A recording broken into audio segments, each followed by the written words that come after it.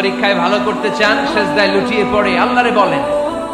নেককার স্ত্রী চান, সেজদায় পড়ে আল্লাহরে বলেন। নেককার সন্তান চান, সেজদায় লুটিয়ে পড়ে আল্লাহরে বলেন। বিসিএস পরীক্ষায় টিকতে চান, সেজদায় লুটিয়ে পড়ে আল্লাহকে বলেন। পাসপোর্ট দিয়ে রেখেছেন, ভিসা হয় না, সেজদায় লুটিয়ে পড়ে আল্লাহরে বলেন। মনের যত জ্বালা, যত যন্ত্রণা, যত আকুতি, যত হাহাকার, সেজদায় লুটিয়ে পড়ে আল্লাহরে বলেন।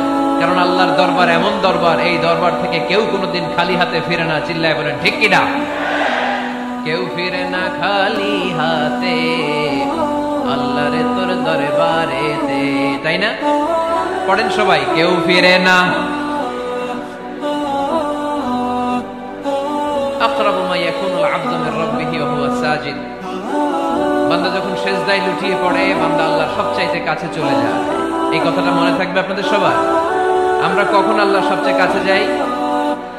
আওয়াজ করে বলেন, যখন আমরা সেজদায় পড়ে থাকি। আপাত দৃষ্টিতে মনে হয় সেজদাটা যখন দেই জায়নামাজের উপরে আমার কপালটা পড়ে, সেজদাটা যখন দেই মসজিদের টাইলসের উপরে আমার সেজদাটা পড়ে, সেজদাটা যখন দেই মনে হয় যে মসজিদের কাপড়ের উপর আমার কপালটা পড়ে। কিন্তু বিশ্বনবী বলেন না, তোমার কপালটা আল্লাহর কুদরতি পায়ের উপরে পড়ে। আকরাবু মা ইয়াকুনুল আবদু মির রাব্বিহি ওয়া হুয়া সাজিদ। বান্দা যখন সেজদায় লুটিয়ে পড়ে, বান্দা আল্লাহর সবচাইতে কাছে চলে যায়।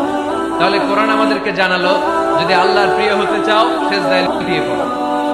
আল্লাহর প্রিয় হতে চাইলে কি করব? আওয়াজ করে বলেন কি করতে হবে? আল্লাহর হাবিব সাল্লাল্লাহু আলাইহি ওয়াসাল্লাম লম্বা সময় ধরে রাতে সেজদায় পড়ে থাকতেন। আল্লাহর হাবিব সাল্লাল্লাহু আলাইহি ওয়াসাল্লামের সাহাবারা সব সময় লম্বা লম্বা রুকু দিতেন, লম্বা লম্বা সেজদা দিতেন। কিন্তু আমরা রুকুর মধ্যে তাড়াহুড়ো করি, সেজদা দিতে যে তাড়াহুড়ো করি, এরকম আছে না? না, নিমসার এলাকায় এরকম কেউ নাই আলহামদুলিল্লাহ। আপনারা তাড়াহুড়ো করেন? করবেন না আমার ভাইয়েরা। There is no rushing in salah. সালাতে তাড়াহুড়ো নেই। There is no hastiness in salah. সালাতে কোনো তাড়াহুড়ো নেই। সল্লু সালাতান মুআদ্দি'। এমন ভাবে নামাজে দাঁড়াবেন মনে করবেন এটাই হতে পারে আমার জীবনের শেষ নামাজ, ঠিক কি না? Perform the salah as if this is your last and final prayer. এমন ভাবে মুসল্লায় দাঁড়ান মনে করেন এটাই হতে পারে জীবনের শেষ নামাজ। This is my last chance. এখন বাজে 3:30। কেউ যদি বলে আসরের যে নামাজটা পড়বেন এটাই আপনার জীবনের শেষ নামাজ, ওই নামাজ আপনি তাড়াহুড়া করবেন? কথা বলেন। আরে কাঁদতে কাঁদতে আপনি শেষ।